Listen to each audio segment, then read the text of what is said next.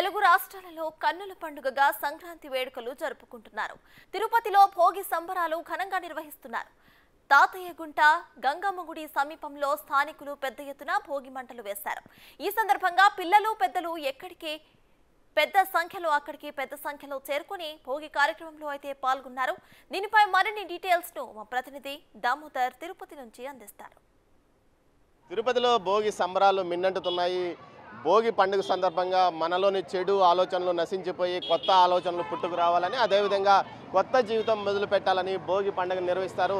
ఇక్కడ తిరుపతిలోని తాతయ్యగుంట గంగమ్మ వద్ద అటు స్థానికులు భోగి పండుగను వైభవంగా నిర్వహిస్తున్నారు.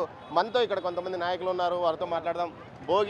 భోగి ద్వారా ఏం చెప్పాలనుకుంటున్నారు మీరు? భోగి ద్వారా చెడునంతా భోగిలో వేసి దహనం చేసి ఈ రోజు నుంచి కొత్త వెలుగులతో అందరూ సుఖ సంతోషాలతో భోగి మంటలతో కొత్త వెలుగులతో కుటుంబ సభ్యులతో కలిసి అందరూ మంచి ఆలోచనలతో మన దేశ అభివృద్ధికి ప్రతి ఒక్కరూ పాటుపడాలని తాతానగర్ యూత్ మా అన్న దొడ్డారెడ్డి శంకరెడ్డి ఆధ్వర్యంలో ప్రతి సంవత్సరం ఈ భోగి మంటలు వేస్తున్నాము. ప్రజలంతా సుఖ సంతోషాలతో ఉండాలని కోరుకుంటూ భోగి శుభాకాంక్షలు, సంక్రాంతి శుభాకాంక్షలు ప్రజలందరికీ తెలియజేసుకుంటున్నాం.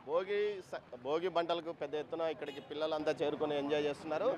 మరో మీరు చెప్పండి, ఈ భోగి పండుగ ద్వారా మీరు ఏం చెప్పాలనుకుంటున్నారు?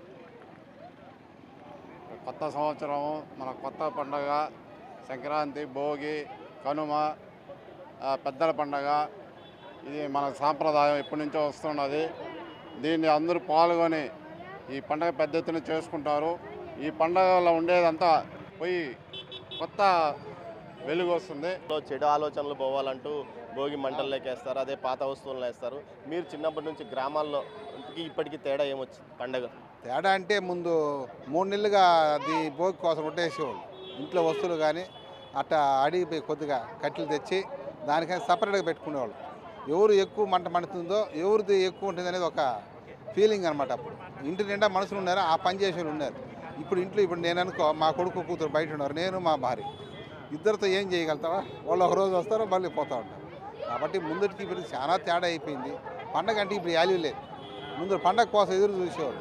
ఏ వస్తువు ఏం కావాలనేది ఆడనే పెట్టుకొని మనం దాన్ని పెంచుకొని కూడా ఆ రోజు రెడీ చేసుకొని భోజనం చేసేవాళ్ళం. గతంలో అయితే భోగి కోసం ముందుగా ఏవైతే కట్టెలను ముందుగా తెచ్చే ఆచారం ఉండేది. కానీ ఇప్పుడు నాగరికత పెరిగినప్పుడు, నగరానికి వలసలు పెరిగిన నేపథ్యంలో అప్పటికప్పుడు వుడ్ వర్క్స్ ఏదైతే కట్టెల మండి నుంచి కట్టెలు తెచ్చి ఈ విధంగా భోగిని ఏర్పాటు చేస్తున్న పరిస్థితి కనిపిస్తుంది. మొత్తం మీద అయితే భోగి సంబరాలు అప్పుడే ప్రారంభమైనాయి. మొత్తం 3 రోజుల పాటు జరిగే ఈ పండుగలో సంక్రాంతి రోజు పెద్దలకు ఏదైతే వారి తల్లిదండ్రుల సమాధులు, పెద్దల సమాధుల వద్దకు వెళ్ళి పూజలు నిర్వహిస్తారు. మరుసటి రోజు తమకు ఏదైతే ఆహారాన్ని అందించడంలో కీలక పాత్ర వహిస్తున్న పశుజాతికి పూజలు నిర్వహిస్తారు. చిత్తూరు జిల్లా వ్యాప్తంగా జల్లికట్టు కార్యక్రమాలు కూడా పెద్ద ఎత్తున కొనసాగుతాయి. కెమెరా పర్సన్ పురుషోత్తంతో దామోదర్, తిరుపతి నుంచి.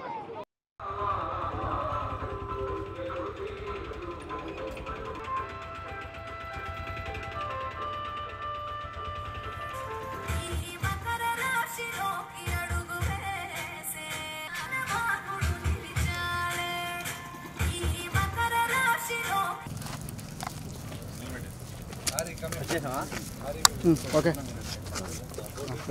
అక్కడికి వెళ్తాను.